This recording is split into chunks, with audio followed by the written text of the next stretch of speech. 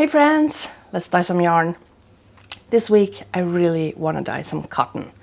And I've got a couple of skeins of Pima cotton, DK weight, that I want to dye in a spring color. Spring is upon us, even though I live far, far up north. Spring is here. And I want to crochet a bikini top this year. So I have decided I'm going to attempt to dye what we call Tussilago. It's this tiny yellow flower that is one of the earliest signs of spring up here. The Latin name is Tussilago farfara, and you may know it as Tussilago or you may know it as Coltsfoot. So that's what we're going to do this week.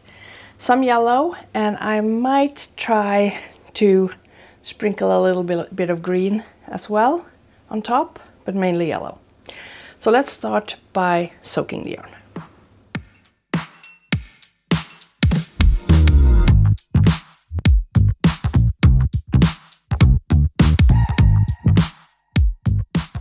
We're getting ready to soak the yarn. I'm opening up the skeins first and adding zip ties.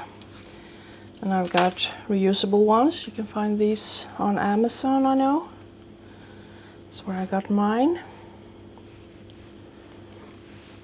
There we go. Just adding the zip tie.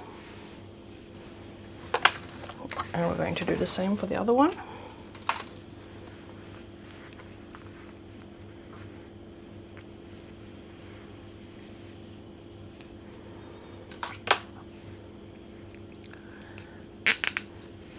There we go.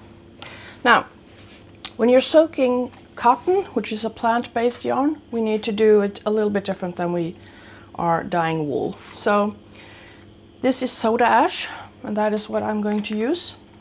And you need about 60 milliliters per liter of water. And I've got this measuring spoon that is just about 60 milliliters. Also, I am using lukewarm water.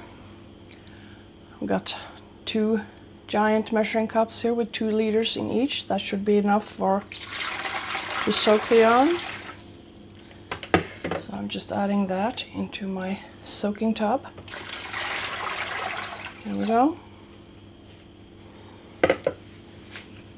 And since we have 4 liters there, we are going to need 4 of the spoons of soda ash.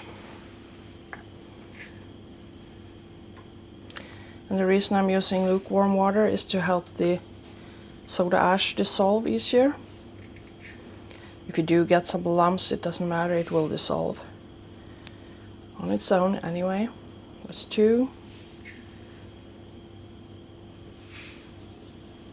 That's 3. And 1 more.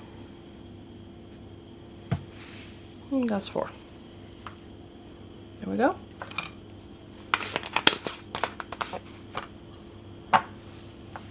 I'm just going to grab a spoon, stir it a little, and help it to dissolve. You see the water turns milky white.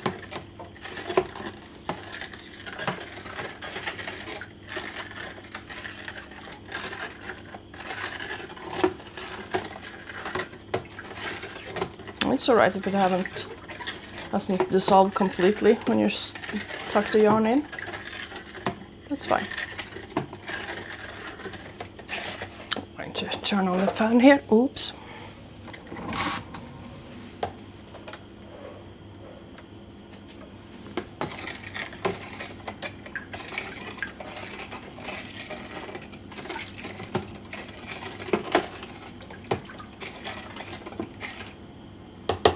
There we go.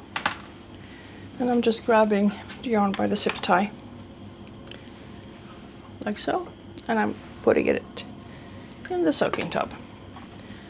And I've got sensitive hands, so I'm not going to shove my hands into this mixture of soda ash and water. I'm just going to use the spoon to push down the cotton so that it soaks completely.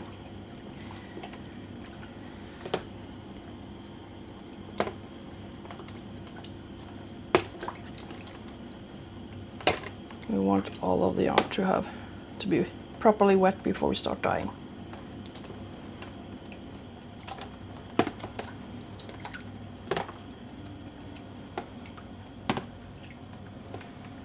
There we go. And we're just going to let that sit for at least half an hour, and then we'll be ready to dye. We're getting ready to dye. The yarn has been soaking for a couple of hours, 3 hours even, and it's ready to go. I have set up all the things that I need. Old empty yogurt container with water, and my spoon that I can use to poke the yarn, and a face mask to protect my airways. Always use that when you're working with dyes because it's a very fine powder and you don't want to inhale that. Some gloves, plastic gloves, my little mixer thingy that I use to dissolve the dye in water, and I've got a couple of teaspoons to grab the dye with. Make sure you only use spoons and like these that are specifically for dyeing. Don't use the same ones you use for in your kitchen otherwise. And we are going to use Procion dyes, which is specifically for cotton and cellulose fibers. This is Procion MX dyes from Colourcraft, and this is in the colorway Vivid Lemon. And I have also got from Colourcraft as well Emerald Green. I think I'm going to try to speckle or just sprinkle a little bit of the green on top of the yellow if I can. We shall see. The thing about this one is we do not need to heat the yarn. It will set anyway. The soda ash will do the trick for that. So what we're going to do first is I'm going to measure up a couple of liters of water, cold water, and I'm going to dissolve some color into that. And also I'm going to transfer the yarn into my dyeing pan. So let's get started on that. Yarn has been transferred into the pan. I just squeezed out some excess water, mostly to not make a mess. I've added a little bit of water in my measuring cups. It's about a little over a cup. And I'm going to start with the yellow. And I am going to just add,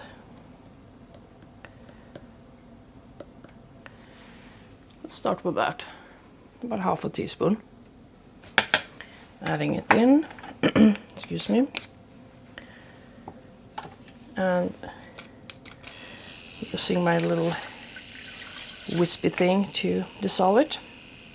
That's why I only have a little bit of water first, because it's easier to dissolve the dye then.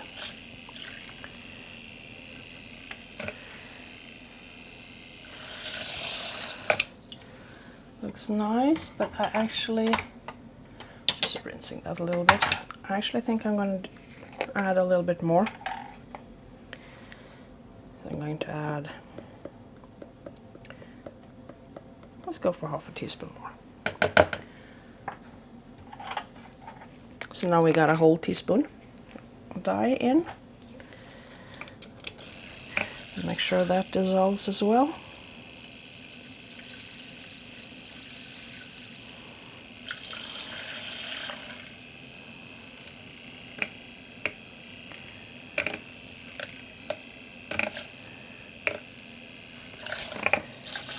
I think that's good. And I'm going to fill this up with water. This holds 2 liters, so I'm going to add more water to it, and we're going to add it to the pan. I'm going to shift the camera as well so you can see what I'm doing. Time to start adding the dye. Got a full 2-liter measuring cup. And we're just pouring it on. I want to make sure I don't pour too much, because I want to be able to have some of the yarn above the surface to sprinkle it. Let's stop there.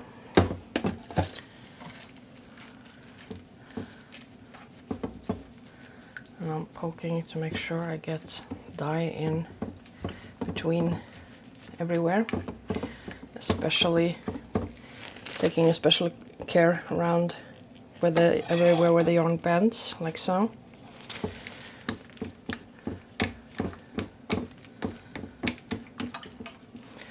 So that I don't end up with white patches. So I want to avoid that as much as I can with this dye.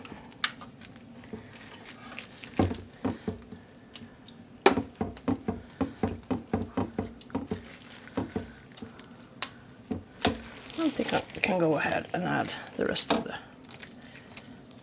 dye stock. There we go.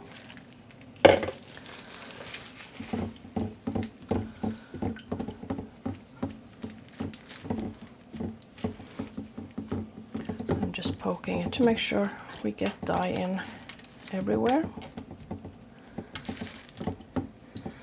Taking special care everywhere there are ties as well.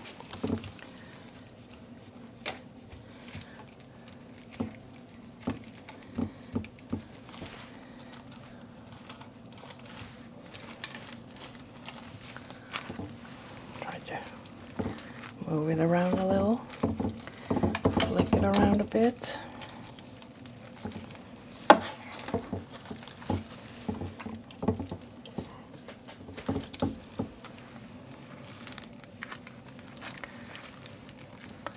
Turning it over.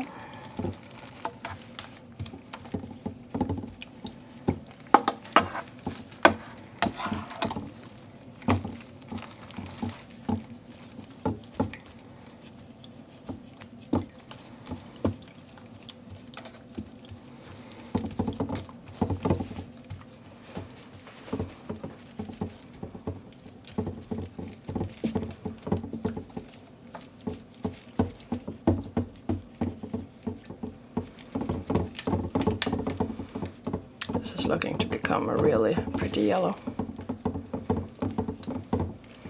I'm just trying to make sure everything gets soaked in the dye.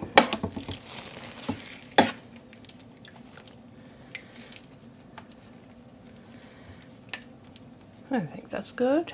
Okay, now I'm going to pinch little tops here and there, bringing the yarn above the surface ever so slightly, here and there. We'll see if we can manage to get some green speckles into the equation.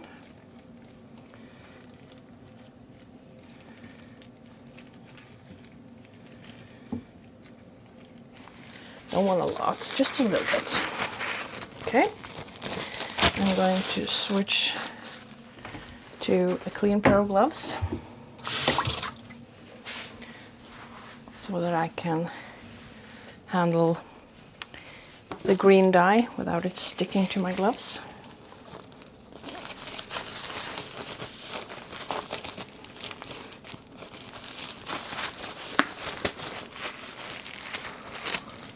Now I'm just grabbing the dye. Oh, I forgot to say, put on your mask. I forgot to do it this time. Make sure you always do. Look at that. Okay, so I'm just adding a little bit my hand here. And just sprinkling ever so slightly on the yarn that is poking up from the surface.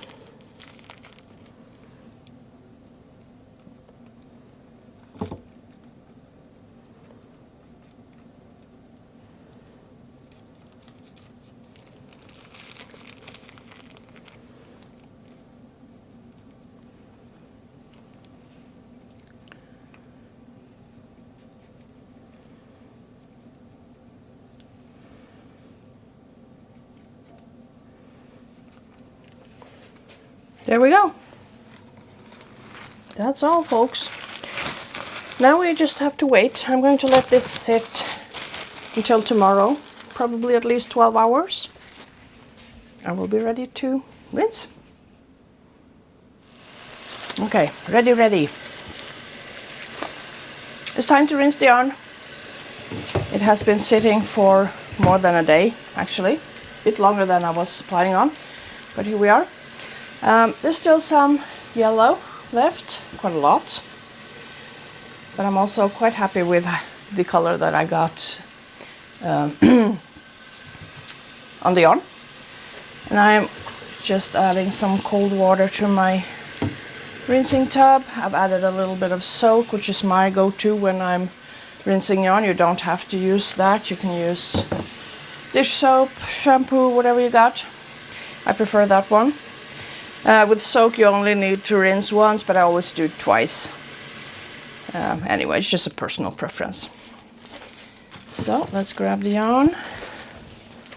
That does not look too bad, does it?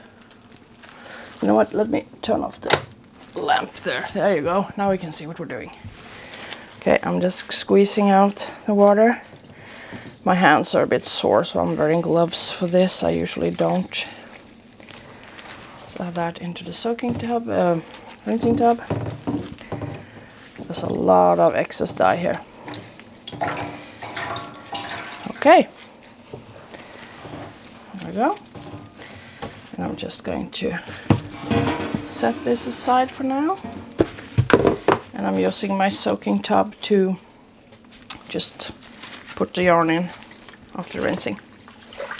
So I'm just dunking it a few times. Let me move you a bit closer. There you go. Just dunking it in the water.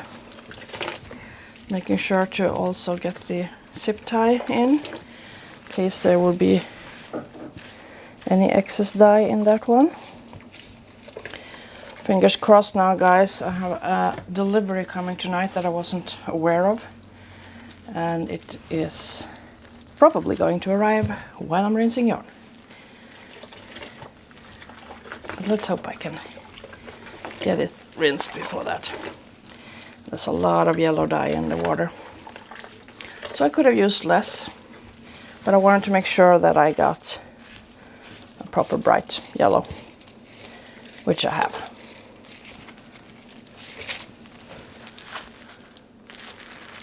And some green. So I'm going to pour out the water and add in some more. Now we'll see, I'm going to be rinsing this until the water is as clear as possible, so I may have to do it more than twice because it obviously hasn't exhausted quite as much as I would have liked. That happens sometimes. It's not a big deal. You just rinse the yarn several times to make sure we get rid of all the excess dye. So I'm going to add this in again, and as soon as I'm done rinsing it, we'll be hanging it to dry.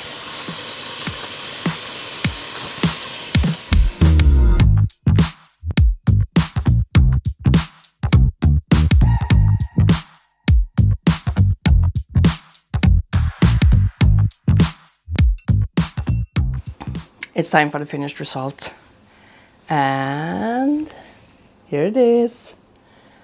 What do you think? I am quite happy with how this turned out. Mainly yellow, we got some green here and there. Looks very lovely. So pleased. So my plan is to knit a bikini top from this.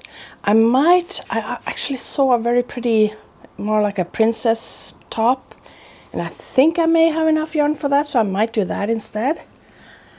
But yeah, it is going to become something wearable for sure. So I am very excited about this color. It's very summery. It looks a lot like my Lemony Lime colorway, but more yellow. So I guess I could use these colors to recreate that colorway on cotton. So maybe I'll do that at a later date. But for now, very happy with this. I hope you liked it too. I hope you got inspired and want to dye something yourself. And again, dyeing cotton is not too difficult at all. So if you do make something, tag it or tell me below. I would love to see it. Also, don't forget to subscribe. Like if you liked the video. If you subscribe, you will get an update, especially if you ding the bell, you will get a notification each time I upload a new video. And I do upload new yarn dyeing videos every week. So I'd love to see you there. Well, here. So that's it for this week. I'm gonna go knit something now. So I'll see you next week. Bye. You got me feeling good, right by your side. Lost in every move, writing down your smile. Baby, hold me tight, let me trace your line.